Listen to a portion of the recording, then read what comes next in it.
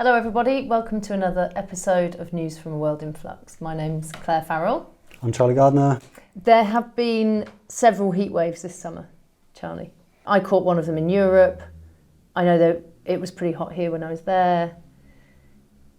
Do you want to just talk about what's happening and what we're sort of living through in terms of like the change in the experience of the weather? Yeah, so the heat wave in June was historic. It was the warmest, over the course of the whole month, it was the warmest June there's ever been in Western Europe. And the high temperatures it was hitting were just off the charts. So it reached 46.6 degrees in Spain. Wow. Which is pretty close to the hottest temperatures ever recorded on the planet in Death Valley. And what was particularly worrying is that it didn't really cool down massively at night. So in some places, it never got below 25 degrees at night, which makes it really difficult and uncomfortable to sleep. And it had major impacts. So the first estimates were that it killed 2,300 people across Europe just in June. What was your experiences of it? Where were you? I was in a conference actually in Leiden in the Netherlands with a bunch of people that our audience will know: Julia Steinberger, Oscar Berglund, Fabian Dablander. Lots of people, academics mostly, but some organisers as well, thinking about the climate movement and strategies and what's going on and where we're at. And it's the second thing I've been to that's been called together for lots of people from different groups to gather around and say, not just what should we do, but what should we do given how badly we're losing the systems and the fights. And yet it was phenomenally hot. I was staying in a friend's house very kindly, but in a loft, and it was just baking. It was just unbelievably baking hot. And then the only day when we took a little day trip out on an open boat to go around the canals of Leiden and have a little trip round, it absolutely shat down with rain. It's been triggering lots of conversations about what we do about this. Lots of people are talking about these incredibly hot summers being the new normal, and obviously I hate that framing of the new normal because there is no new normal. It's going to keep getting worse and worse and worse until we stop making the problems worse.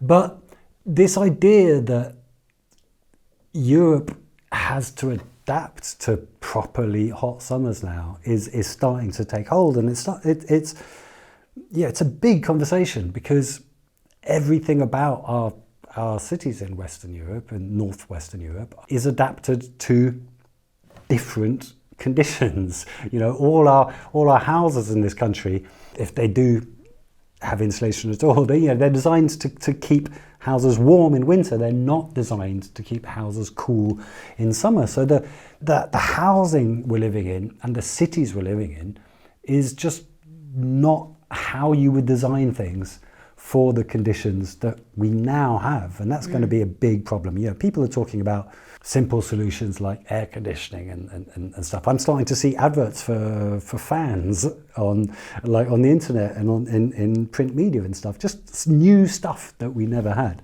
and obviously this is going to trigger huge adaptation costs. Either we invest massively in retrofitting our housing stock and redesigning our cities, or we will pay massively in the health costs of people suffering and dying in these heat waves. It's a growing research area, how we're going to adapt our cities. And I came across an interesting piece just last week published in the Lancet Planetary Health, so a major medical journal, looking at how we can adapt our cities from the point of view of keeping people healthy in heat waves. And this one paper was looking at trees, urban greening. So, I'm sure everyone's seen those memes of a temperature reading on a street without trees and a temperature reading on a street with trees in a heat wave, and it's much, much cooler on streets that have trees.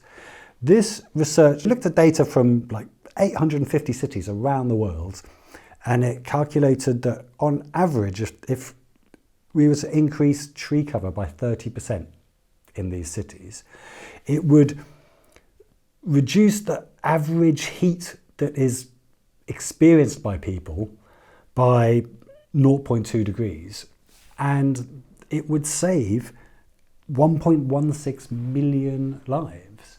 I mean, it was exciting to see this research because obviously we know that planting trees makes the environment better, but being able to quantify in lives saved how many lives would be saved just by planting trees was quite something. At the same time, it worries me a bit because as the climate is changing,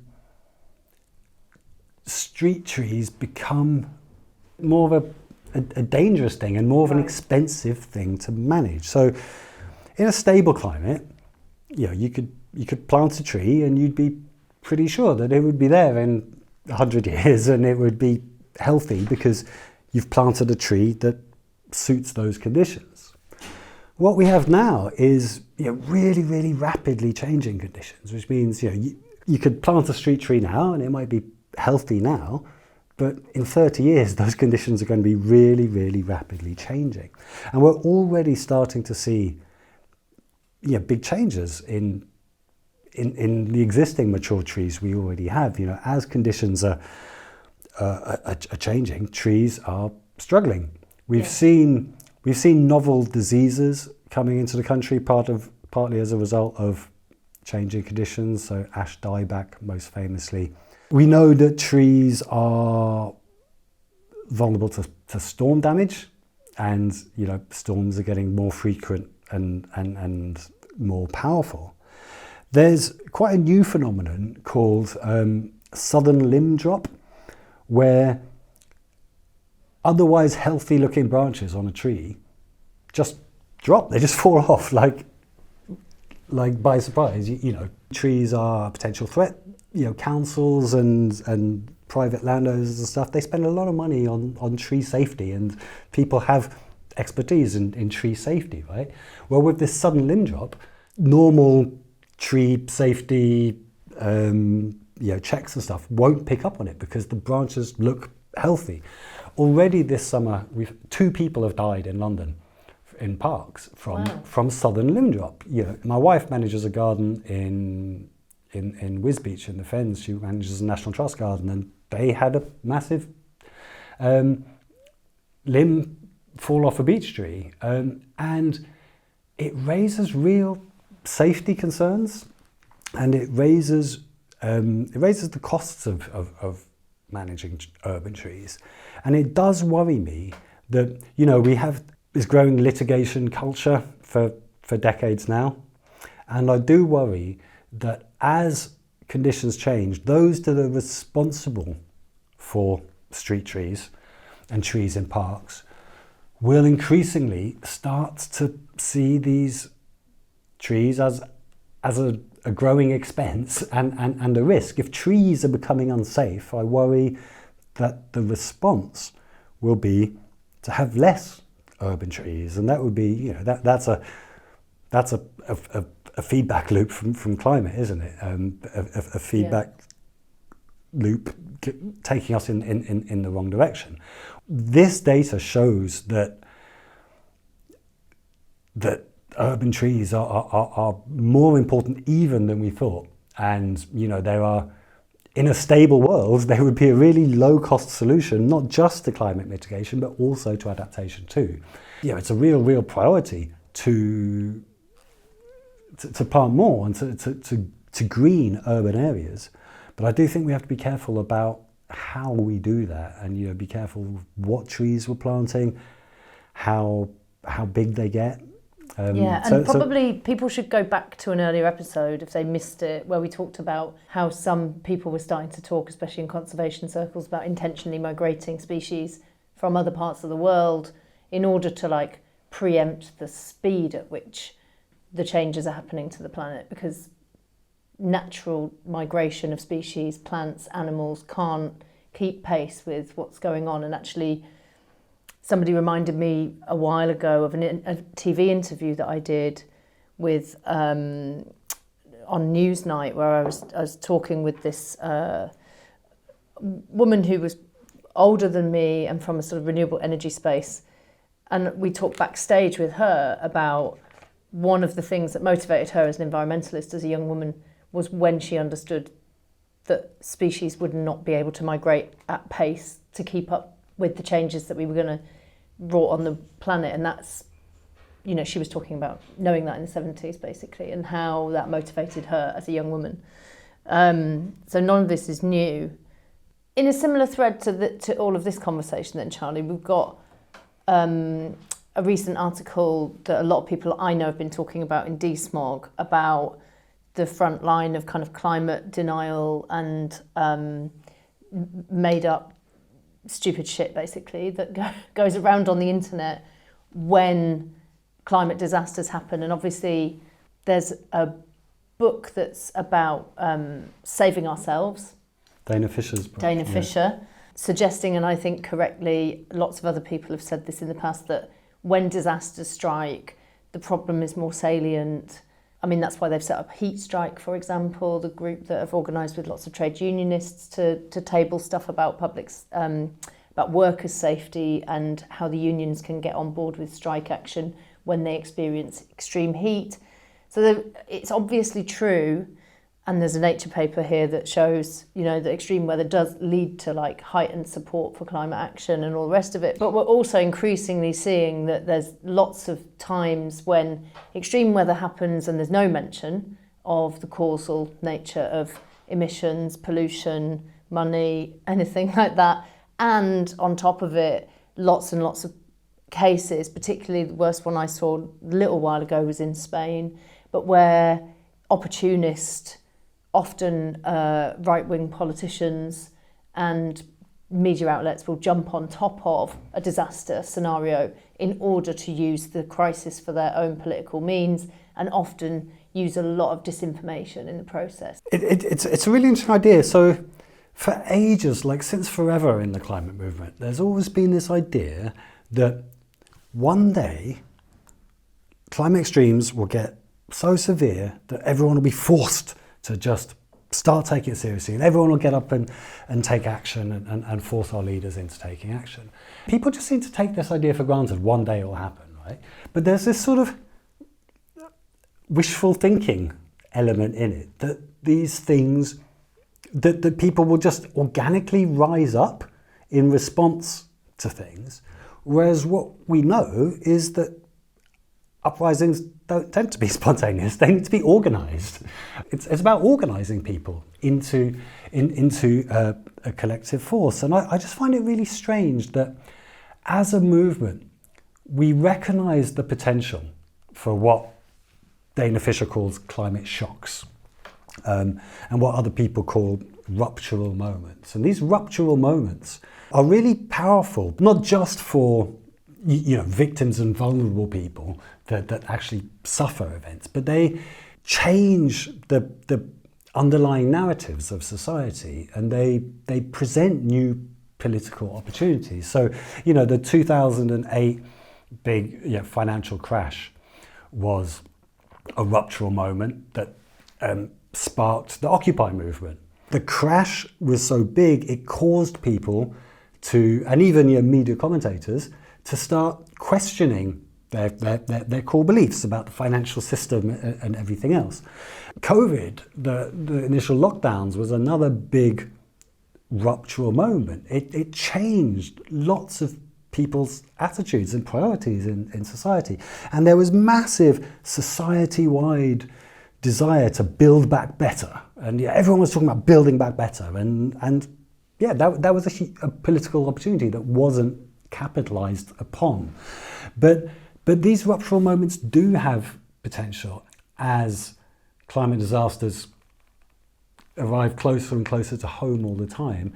We're seeing a slow pivot towards working more with vulnerable communities and frontline communities and victims of climate change. But it's not been a massive focus of our movement. And I don't think we've been very responsive to things as they happen. Of course, rebellions take months of organisation and stuff. But I do think that a more rapid response climate movement that was able to capitalise on these political opportunities created by extreme weather events. It feels a bit cold talking about political opportunities, but I think there are political opportunities that come from it. One is what we talked about, this moment of rupture and change in how society perceives it, but also in the States they have a very well established sort of movement of mutual aid, people in communities organising together to look after each other because the state has failed them, and they can't rely on the state. And what people involved in mutual aid often say is that they find it a massive entry point into activism, because people who are passive join mutual aid groups to look after themselves and to look after each other, and it acts as their first entry into being active, into political activism.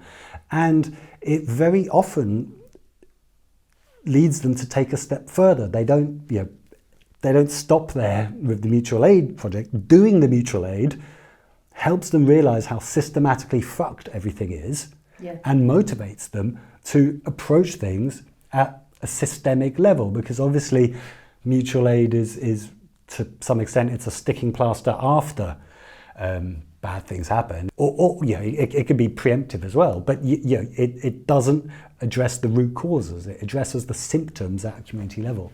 Some groups within the climate movement are already pivoting to adaptation and community resilience building, but I think I would like to see our movement, or some organisations within our movement, be more responsive to bad things as they happen, because we need to look after people when the state is failing them, but it's also strikes me as a really powerful way to build our movement. I've seen loads of articles recently, something in the FT about how the next major crash may come through, like the property and real estate space, precisely because the insurance industry is going to fall apart around itself. And it's starting to already in many places where you can't insure your property. So then what happens? There are towns in the UK where you can't insure the shops on the high street because they're just going to get flooded again. There are places in America which are becoming more and more uninsurable, and so people either won't build there anymore or won't rebuild, or the value falls out of people's homes. And the more and more and more that all of that happens, if the climate crisis ends up being the cause of the next 2008 thing that happens that shocks the global economy, because there's such a severe hit in that way through all of the systems like insurance that give it stability, that engineer stability into a world which is uncertain, it feels to me like that is going to be really important for people to get a proper systemic analysis out for the public to get their heads around, that's accessible and easy to understand, because it's almost like some of the economics and stuff that we live with has been designed to feel too complicated, so that people will just let those people get on with doing whatever the fuck they like. But actually, it often turns out that when a crisis hits, everyone goes, well, that's obvious. And you don't need a PhD to understand it at all. It's like, it was pretty plain. And so I think the communication around these things is really important.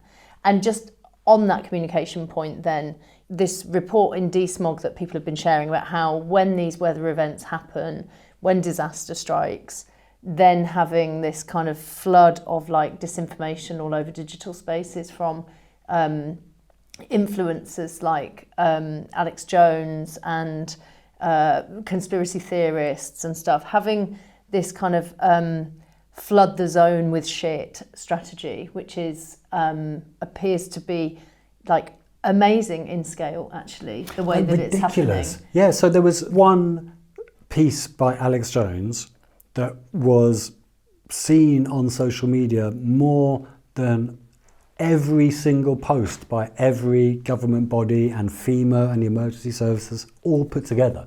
One piece saying, this is whatever, government cloud seeding causing storms or whatever, just complete nonsense.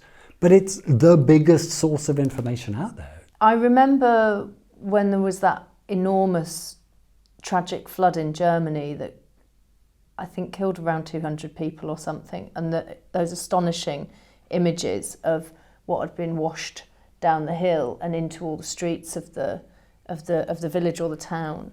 And the fallout from that was massively political. Lots of people calling for political resignations and stuff over it, as I remember. But also a key part was the blame on the state for not having good enough warning systems that would have saved more lives. Because if you could know more, then you could get more people out of the way. And of course, that, there is a completely valid logic to that. And if you think that a dam is going to burst, you want to know when and get out of the way or whatever. But it always struck me that actually, the lack of any coherent sort of big story around that says, yeah, you might want more accurate warning systems of some things, but we actually do know what's causing it and how to stop making it worse. And there's no call for that. There's only a call for like the immediate death that's caused, the immediate harm and pain. And then often people rebuild their lives and kind of start to recover from these disasters. I mean, I remember talking to a woman from Australia when they had that enormous wildfire season and asking her about whether or not it sort of bumped people into action, living through something that was so clearly made highly likely by the extreme impacts that we were going to get from the climate crisis, and it would get worse and more and all of this stuff, and it was so huge in scale. And she said to me, one of the reasons why she thought partly it didn't sort of catapult people into action against the cause, which is the climate crisis, was also partly because people were so traumatised. Because if so many people have had their houses burned to the ground, and lucky for them in Australia, there's a lot of resource to move people out the way. There was a relatively low death toll considering the immense scale of people's homes that were burned down. But the trauma that results from swathes of people having all of their homes burned and everything they own is gone, that's not good organising conditions. Do you know what I mean? Like it's really not. It's really, really difficult. It's materially difficult. It's emotionally and psychologically impossible, I would imagine. So there's all of this to consider when we sort of take this kind of narrative of like, well, one day people will wake up because they'll go, oh no, my house is ruined, now I'm in the fight. But I don't think it quite works like that. And with this kind of interference on top of it, of like conspiracy theory stuff, it just feels like we're moving into very complex time. So I fully get what you're saying about the trauma. I think mutual aid is the best thing we can do as communities to help preempt and sort of prevent that, because facing things collectively feels better than facing things on your own. So I think mutual aid is an important step in overcoming those traumatic responses to disaster. But I also think, it might not be ideal organising conditions for various reasons, psychological reasons and others, but if people do feel a desire to do something in response to suffering these traumatic events, they are much more likely to translate that desire to do something into taking a step if there is someone in their community offering them an invitation of something to get involved with. And if that offer's not there, if you don't know what a next step you can take is, then you're definitely not going to take a next step. Whereas if there is at least an option for you, then you have a possibility. I don't know. Yeah. Well, then, speaking of invitations, let's move on to this urgent message from Exeter Tipping Points Conference. It's urgent warning to world leaders. It's the usual story, right? We've probably talked about 200 of these things on this show together before, where we go, it's the latest, most urgent, most massive message to the world leaders that anyone's ever heard. And it's so important, and it's got even more credibility, and it's got even more people behind it. It's got even more urgency. We obviously have like gone over 1.5 degrees. Everyone's basically admitting it. I can't even really see that many people arguing over the details. I think most people are going, yeah, I mean, obviously it's been like that for long enough for us to say, oh, fuck, and we need to admit that, and what are we doing? But this particular message, you know, I literally only saw it on WhatsApp chats with activists. I mean, I didn't see it anywhere feature really in the mainstream media particularly, I don't think. So, I mean, does that matter? Does it, like, do we just keep screaming these things into the void and saying the word world leaders at the end of it and know that they're not going to listen? It's difficult to know what's more worrying, actually, the contents of the scientific warning or the complete non-response to it.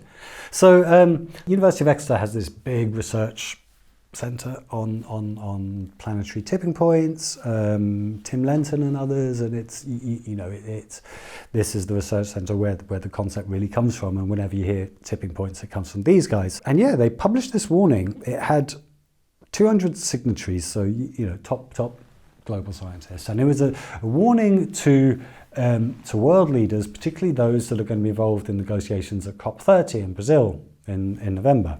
And it called for immediate and unprecedented action to prevent passing planetary tipping points. And it gave quite a lot of detail on the importance of that. It said, yes, we're nearly over 1.5, but every fraction of a degree over 1.5 increases the risk of passing these tipping points, and also the immediate steps that governments can take to try and trigger positive tipping points in responses. Electric cars, for example, some countries have already passed the tipping point for electric vehicles, the internal combustion engines on the way out, because of simple policies that governments put in place with subsidies and laws to say that there'll be no new sales on internal combustion engines and all this. They also talked about policies that could encourage tipping points in adoption of plant-based diets. And they talked about policies to help us reach tipping points in environmental protection, to help us meet our environmental goals from the other convention, the Convention on Biological Diversity. So it wasn't just a warning, do something or we'll reach bad tipping points in the planetary system. It was also, here's what you can do to reach good tipping points in social systems. I find it really difficult as a scientist. And I guess it's a big part of the reason why I left my career as a scientist to be an activist instead, because it is just really, really difficult to get your voice out there as a scientist when you're not taken to the streets, basically. It's stuff like this. It's a warning that everything risks being destroyed if governments don't take immediate action. I mean, we're so tired of saying this, but it really should be front page news in every single paper. It is the biggest news out there. And yet the Financial Times was the only paper that covered it. It didn't even give it a full article. It gave it a paragraph at the end of an article on the heatwaves. And yeah, some friends of mine were delegates at that conference, and trying to get the warning out there on social media afterwards, trying really hard to get it in the press. And we're finding it really emotionally devastating that you can get stuck in a bubble of your own work. But they spent the week at this conference working on the most important issues there are, and then they emerge into the light of day at the end of it, and they're like, guys, we got something really big, and no one gives a fuck. And it's tough. It's really tough for them. Well, and the last thing on my list for today is this note about the Earth energy imbalance, which I think, you know, we've talked about this several times as well on this programme, and I think the reframing of it on the fact that we've got too much energy in the system is really helpful, because it allows us to think in different ways. When you get a new frame to work with, you get the room to be able to have new ideas, to be able to look at it from a different direction, to be creative, perhaps in a way that you've not thought of before. I mean, all of this stuff I think is super important. And Hanson's work on aerosols, you know, really was the sort of beginning for me personally anyway of going, oh, okay, it obviously carbon and the pollution that we know is trapping the energy, and we need to stop putting the things into the atmosphere that trap the energy. But in the immediate term, the energy is the thing that's not our friend, because that's what's fueling the storms, and that's what's fueling the water system to change, and that's what's making the weather go crazy and everything else, and the heat. So do you want to just, to close, we just touch on this piece in the conversation about Earth energy imbalance? Yeah, so there's a couple of very interesting pieces of research have come out. So obviously the planet absorbs loads of solar radiation, but it gives off loads of energy as well. Part of that is reflected solar energy, and part of it is radiated energy. So, you know, on a hot summer's day, after the sun goes down, you put your hand over a dark rock and the air's really warm over it, right? So as our planet heats, it radiates this heat, and it's that gets trapped by greenhouse gases. In a stable climate, the energy is balanced. What comes in is matched by what goes up, so you don't heat up. What's happening now is that it's no longer stable, partly because we're losing less heat because of our albedo and stuff. As ice and snow melts and as cloud cover decreases, we're losing less heat. We're reflecting less.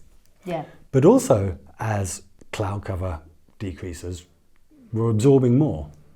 Yeah. In addition to the absorption through greenhouse gases. So what's happening is the energy imbalance has doubled over 20 years.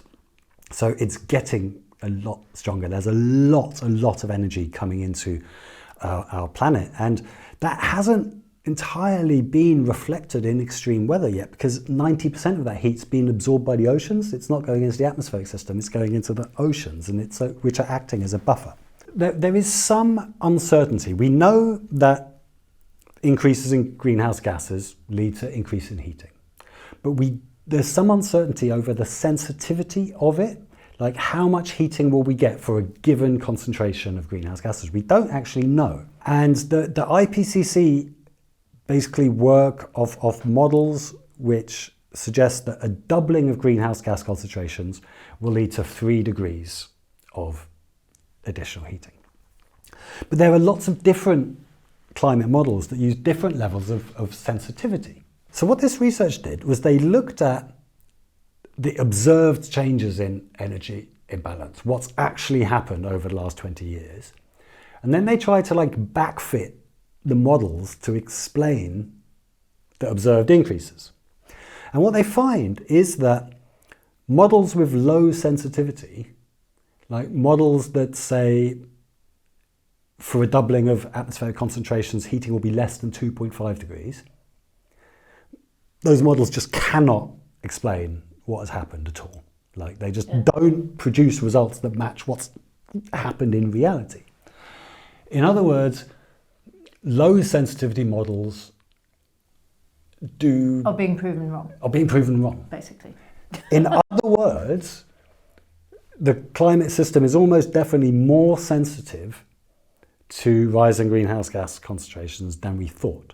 So in other words, for any future level of greenhouse gases, say 450 parts per million, heating will be worse than what we thought it was. And I can see here it says typically the models forecast less than half of the change that we're really seeing in the real world. I mean, we all know people, don't we, that rung the bell on models. Might be completely wrong, or they might just be quite wrong. They might be completely unreliable. They might be a bit unreliable. They might be unable to track the kind of complexity of the system that we don't even know what to put in the models because the system's so complicated and we don't know everything about it. This is partly so there's lots of issues, right, with models, and Wolfgang Knorr and various other people who come from that background who've spoken out about the problems of models and the fact that people are too dependent on them and think that they're actually more hard and fast information rather than a sort of experiment in projection, which then people go, well, we've got a projection here which is based on an experiment, but once it sort of gets into someone else's hands, like someone who's writing a policy report, it's actually, you end up basing everything on it, and the person who made it said, be careful with this because it's made up and it's not true, it's just might give us an indication. But you find that the world is then dealing with some of this stuff that comes out of the scientific community as if it's like written in fact. And you know, it's wild to me that we've got one version of our interaction with science that just says, no, thanks, we'll just take that as if it's true. And at the same time, there are whole other like areas of our society and politics where people are going, I know everyone says this is true, but I'm going to listen to that nutter who says it might not be because that's better for the economy. And I don't want to think that what you say is true. So at times when it suits us, we take projections that people say don't take that as a fact. And in other cases, we don't take things where there is immense consensus and people are like, no, that is a fucking fact.